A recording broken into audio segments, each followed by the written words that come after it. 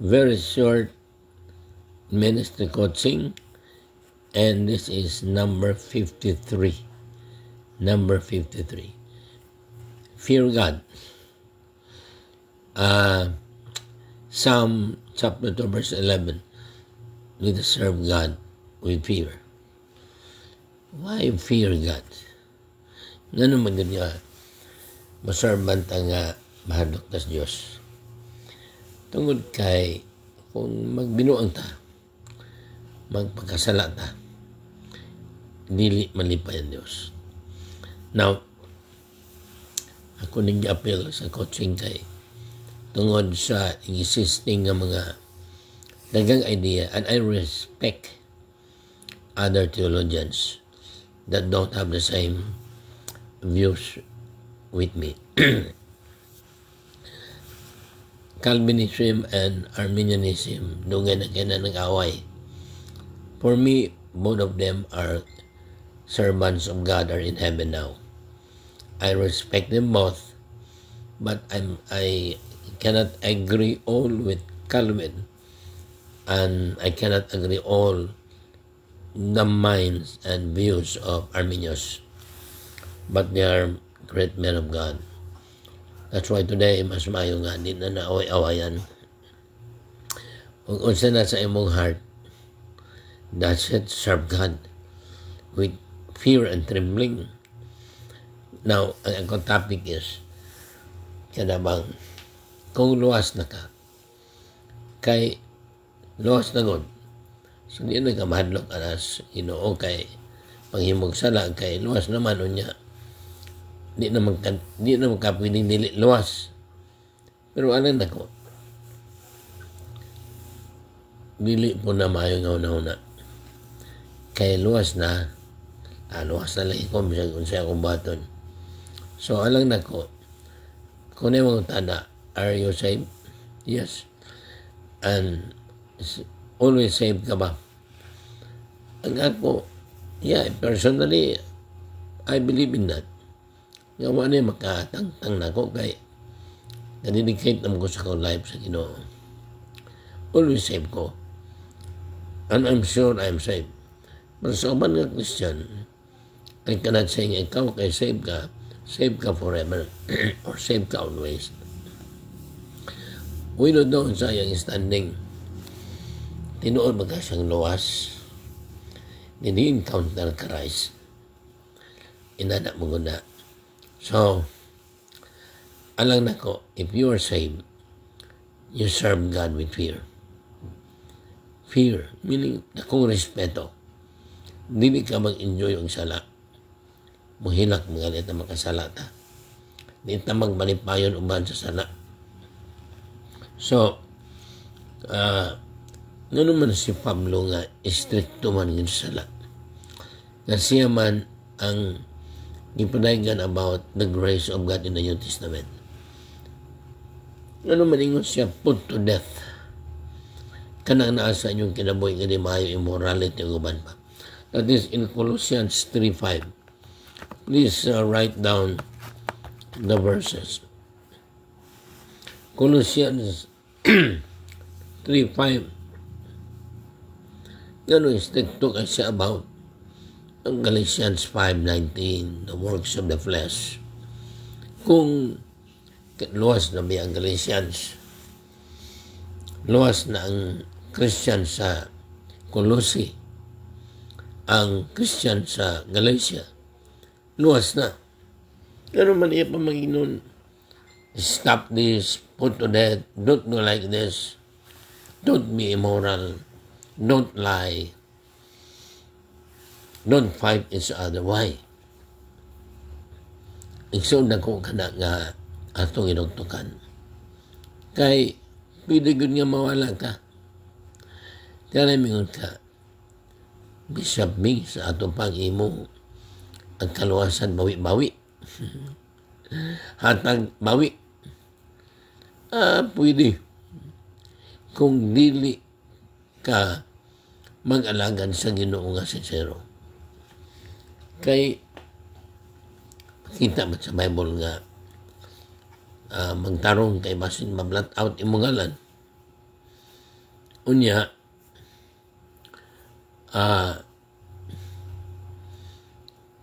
Matthew 5:48 ingon dia ang Ginoo, be perfect for I am perfect. Nadia napo dia ingon nga be holy because I am holy. Asa na makita 1 Peter 1:15-16. Ano man kinahanglan kita may sama sa Dios. Holy, maghuli punta. Be ye perfect because I am perfect. Si Jesus kayong anak. Gano'n man. Kaya kung di lang kita maghuli, di kita mag-perfect, delikado. Kaya di kumutuo nga ang tao, ayaw na ma-perfect kung patay na. Di mo kumutuo nga ang tao, ayaw na mabalaan, na di nakasala kung patay na. Yung nga, ayaw na mahuli kung patay na ta.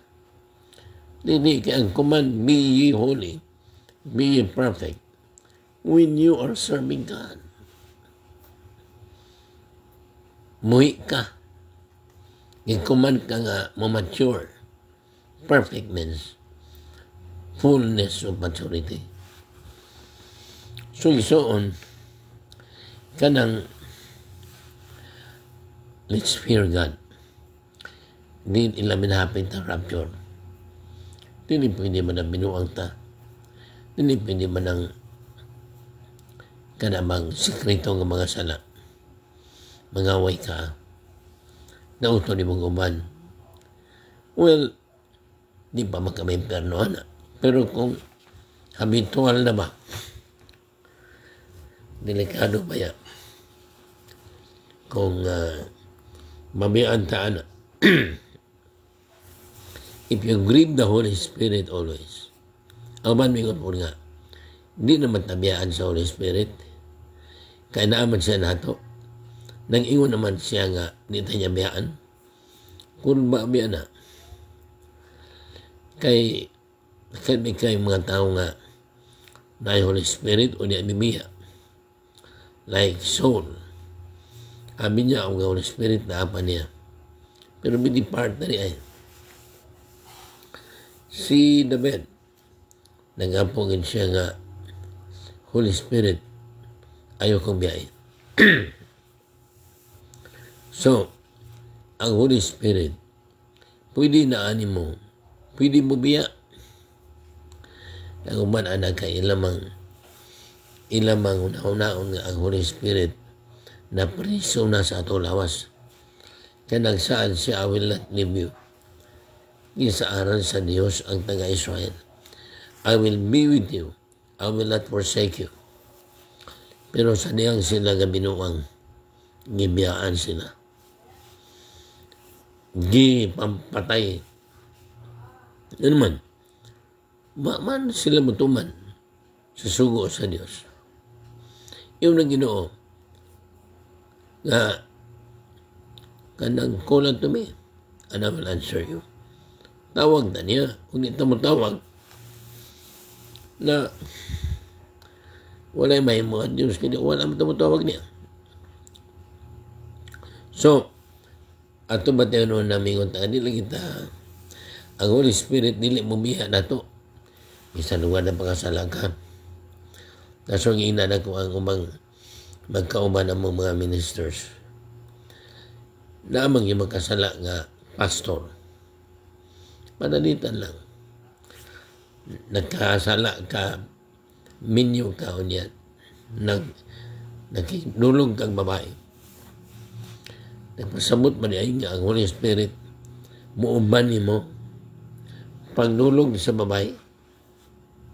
Sa pula na, di kin siya mubiya, kanakasaan siya.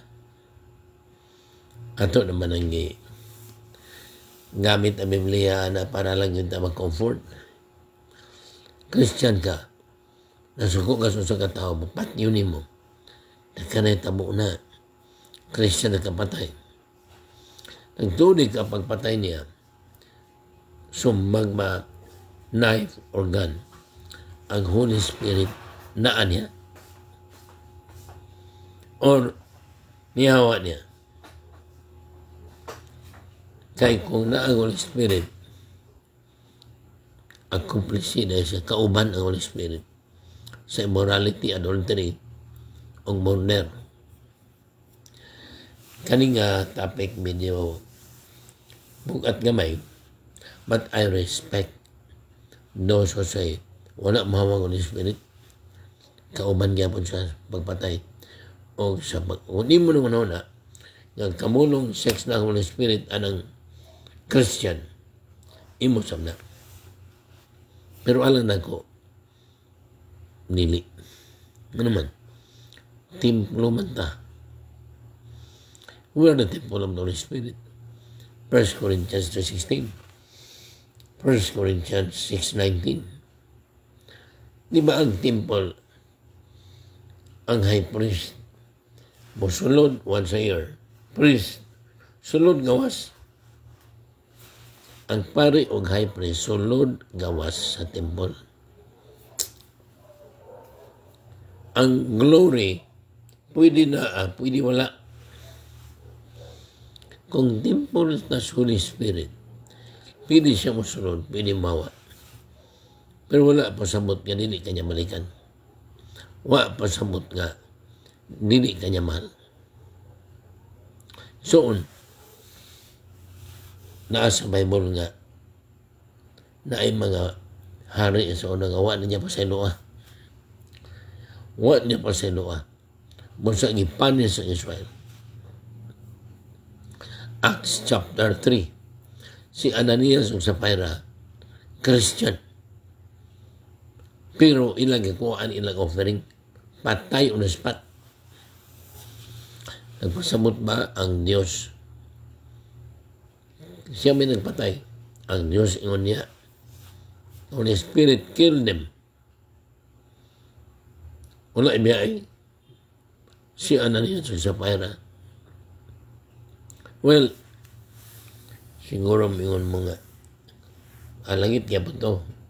Kung tinood tong Kristyano yun, na-shorten nila life, pero langit. Pwede na na. Pero ang punto karon mga, hapit na rapture, no? Di na magpabangay-bangay. Serve God with all your heart.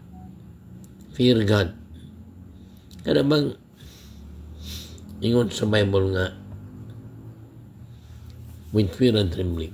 So, mayroon pag blameless, spotless life, Ephesians 5:27. Ang church is holy and blameless. Blameless, good, holy. Kada na sala. Blameless, why na sala? Mauna mo di masambot ang blameless. So, napagali na yun sa Biblia nga dahil panahon nga mutawag ka sa Ginoo, di na siya mamino ni mo. Ang Ginoo magkarugong biya na. Pero na time nga di na siya mamino. Nagali panahon na mayon siya nga ayaw na ninyong manihin na kay di na kumapasahin nila. Kumpiyansa na Kristiyan nga sige tag binuang, sige tag pangasala o niya, sige tag ampos Ginoo, ang pagtuon na to, okay pa ka Ginoo. Di na. Kung sige kang padayon sa sala, dili na. We need to stop sinning, put to death our own life. Mao manginay, tudlo ni San Pablo. Stricto yun. Ang pagsugod sa langit. Ang ingon sa Bible nga dili magkinabuhi na dili wise kinahanglan wise ka. Ephesians 5:15. Basa niya, be careful how you live. Ephesians 5:15. Do not live like the unwise people, but be wise. Yan naman. Ang wise Christian lang ang magka-appeal sa rapture, sa wedding, sa kasal. Matthew 25, 1-13. So, mumu na kayo kong topic. Fear God. Kay, pwede God bayaan sa Ginoo ang dili magtinarong niya. Pwedeng mawala ang kaluwasan sa tao nga naluwas unta apan iyang gibugal-bugalan ang Dios. Kay naadi ay nasulat nga naay mga tao nga iya sa Dios wa na niya paminawan. Unya, among tawag niya, di na po siya maminaw. Kay gahi kay uno, read the entire Bible, kita ni mo tanan. Tell me, kung kayo lahi karon kay after the cross, lahi, o sa lahi nga mas sobra pa ka-stricto ang law of Christ. Galatians 6:2. Law of Christ is very strict. Kaya sa una, mupatay ka, karon magdumot ka lang. Sala na na. Sa una, magdulog kang babae, karon mag-imagine ka lang. Soon, mas delikado ang law of Christ kaysa law of Moses. Unya, tungod kay grasya lagi, yun ni Pablo, tungod ba kay grasya na dahil okay na mapagkasala, ingon siya, no. Mauna nga, ay na nga, di kamyaan, kung dili ma-erase imong ngalan, pwede ma-erase. Kung gi-erase mo na ang Ginoo sa imong kinabuhi. So, gamay lang kung di ko magtaas ang istorya. Ang ko lang nga, mga lang katas Ginoo, tinun-anay na. Right motive. Kay pwede kang mayaan. Pwede walaon imong ngalan sa book of life. Minsan naluwas ka na unta. Kung nagsige ka og binuang pagkasala and you don't respect God.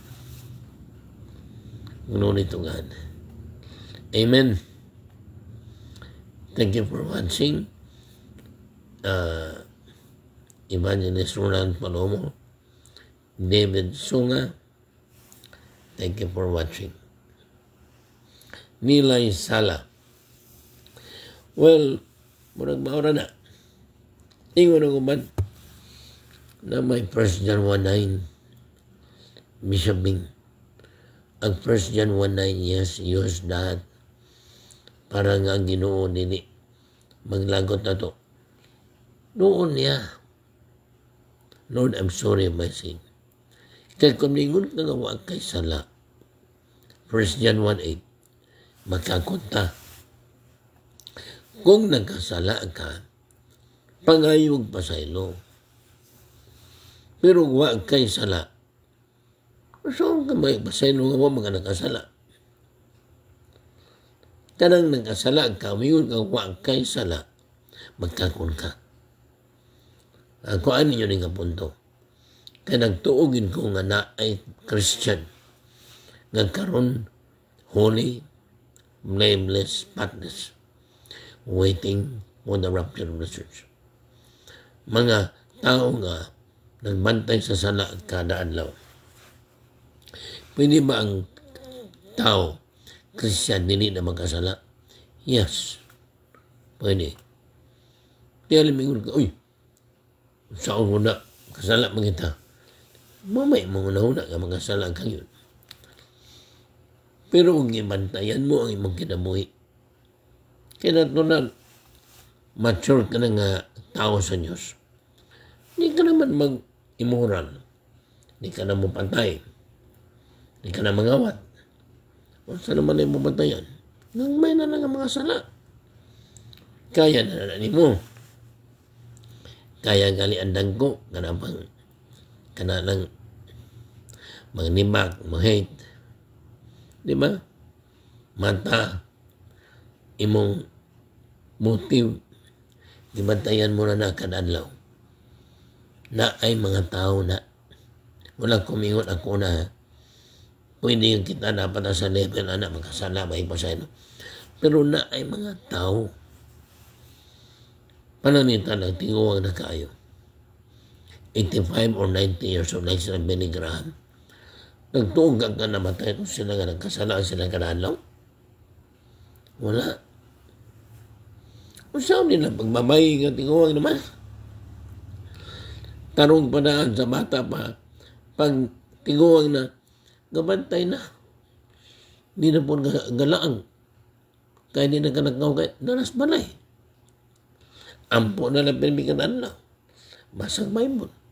Na ang mga tao nga ang ilang level of maturity wa na kasala kada adlaw. Mauna ako pagtuo. Gana ay mga tao karon nga wa na isala ang kada adlaw. Kung may kaganahan ani, imo po na. I respect that. Dili. Basta tao magkasala yun. Na mga tanang ko nimo. Si Jesus Christ. Tao dili. Kung mingon kang tao, Diyos o tao. Ano ang tao di nakasala na Jesus niya. Ang tao man. Ganun wa man siya sala.